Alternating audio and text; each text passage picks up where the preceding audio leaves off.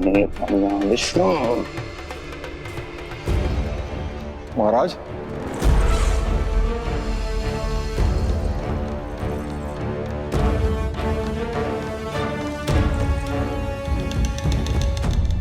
आप सबने कुछ वर्ष पूर्व हुई आकाशवाणी के विषय में तो सुना ही होगा। उस विष्णु ने घोषणा करवाई थी कि उसका अवतार राजकुमारी देवकी के 8वें पुत्र के रूप में जन्म लेगा और मेरा अंत कर देगा। शत्रु को अवसर देना मेरे स्वभाव में नहीं, और यह तो मेरे अस्तित्व का प्रश्न था। इसलिए मैंने स्वयं अपने इन हाथों से देवकी की प्रत्येक संतान का अंत कर दिया। और मैं क्या करता,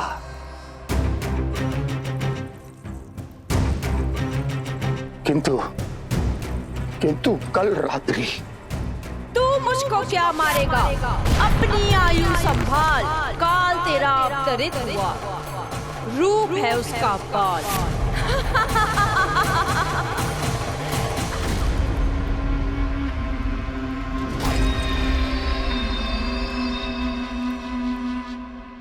ध्यान देना यशोदा मैया, तेल लगाने के बाद ही असली मालिश प्रारंभ होगी। अपने भाई की सहायता करने आने के लिए धन्यवाद बहन योगमाया। चिंता मत करना नीलमणि, तुम्हारा पूरा ध्यान रखूंगी मैं। परेशान मत हो मैया, हम दोनों कुछ नया सीखेंगे आज। बहुत आनंद आएगा।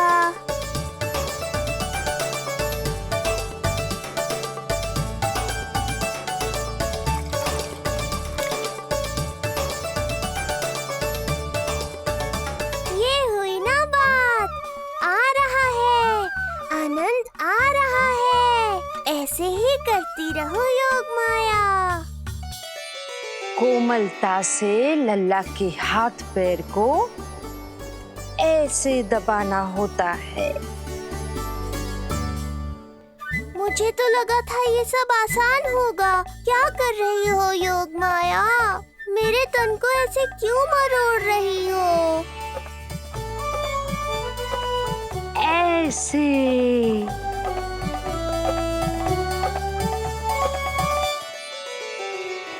अब पीठ की बारी है। हाँ, धन्यवाद, तुम्हारा बहुत बहुत धन्यवाद। ये अत्याचार समाप्त हुआ है। अब मुझे उल्टा क्यों कर दिया? संभाल के योगमाया। आप चिंतित ना होइए।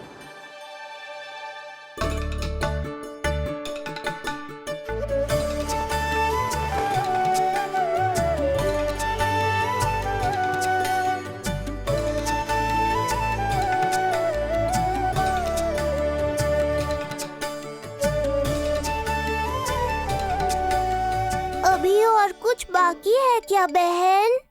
रीढ़ का शक्तिशाली होना बहुत आवश्यक होता है।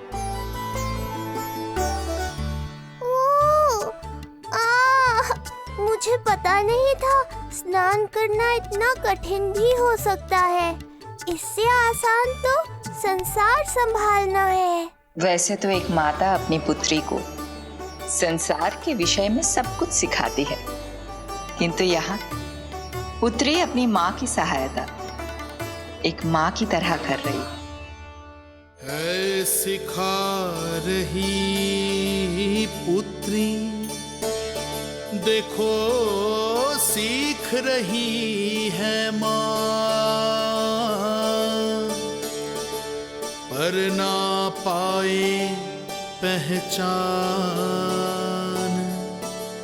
है न्यारी प्रभु लीला। बहन भाई की सेवा करती देखे गोपियां,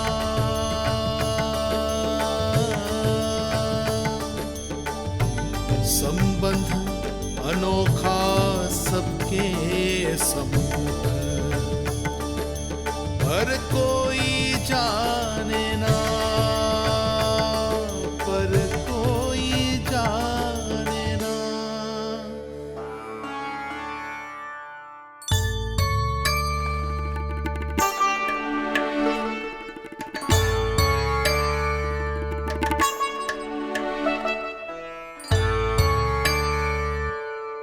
सूर्य देव की किरणें लल्ला पर पड़ने दो मैया।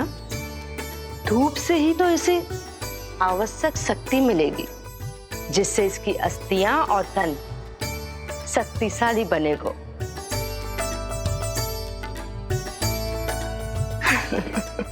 मैं तो तुम्हें देखकर प्रसन्न था योग माया। मुझे लगा था तुम मेरी मैया का कष्ट दूर कर दोगी, पर तुमने तो मेरा ही कष्ट बढ़ा दिया। बहन होने का पूरा लाभ उठा रही हो तुम। अब हम इसे हल्दी और बेसन के मिश्रण से नहलाएंगे और संभरानी से सुखाएंगे। अब ये अजीब सी वस्तु क्या है? ये चिपचिपा रही है। किस बात का दंड दे रही हो बहन?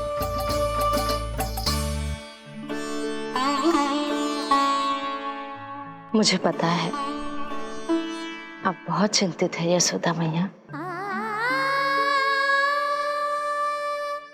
पर नारायण पर भरोसा रखे, सब अच्छा ही होगा।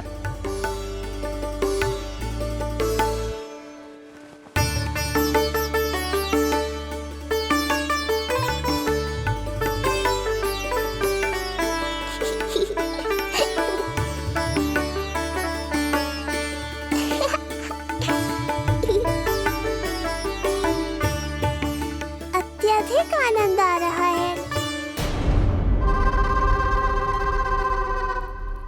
इतनी सावधानी के बाद भी वो कपटी विष्णु मुझे धोखा देने में सफल हो गया। दुष्ट है वो, छलिया है, और मुझे पूरा विश्वास है कि वो एक बार फिर छल का प्रयोग करके जीत जाएगा। मार डालेगा वो विष्णु मुझे। आप सभी भली भांति परिचित हैं मुझसे, जानते हैं मेरे स्वभाव को। जब जीवन पर संकट हो तो अभिमान अर्थहीन होता है, जब प्राणों पर आ जाए तो सम्मान, स्वाभिमान सब निरर्थक होता है।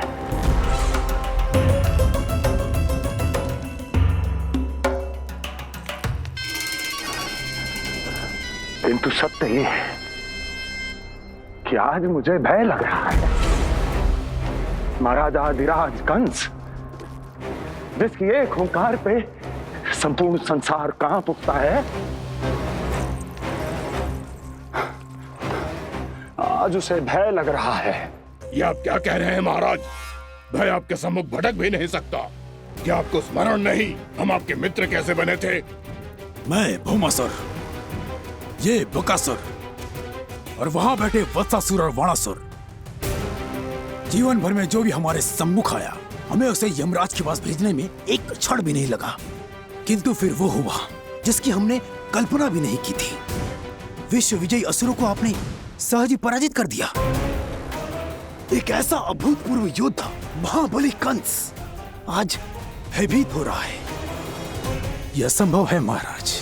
जिसने आपको भयभीत करने का दुस्साहस किया है, उसके प्राण हरने का समय आ गया है महाराज। विष्णु के विरुद्ध हम सभी आपके साथ हैं। महाराज, तुम सबकी मित्रता मेरी शक्ति है, इसलिए मैं चाहता हूं कि तुम सब उस विष्णु अवतार को ढूंढने में मेरी सहायता करो। सोचो कैसे खोजा जा सकता है उसे, कहां मिलेगा वो? विष्णु! विष्णु! विष्णु! बातें तो बहुत अच्छी कही, किंतु ये क्या कर रही हो? मत डालो। नहीं, नहीं।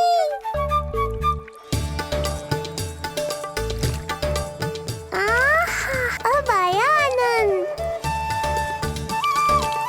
योग माया, तुम्हारा धन्यवाद। सचमुच ये अत्यंत आनंददायक है। किंतु सत्य कहूँ बहन, मैया की गोद से अति सुख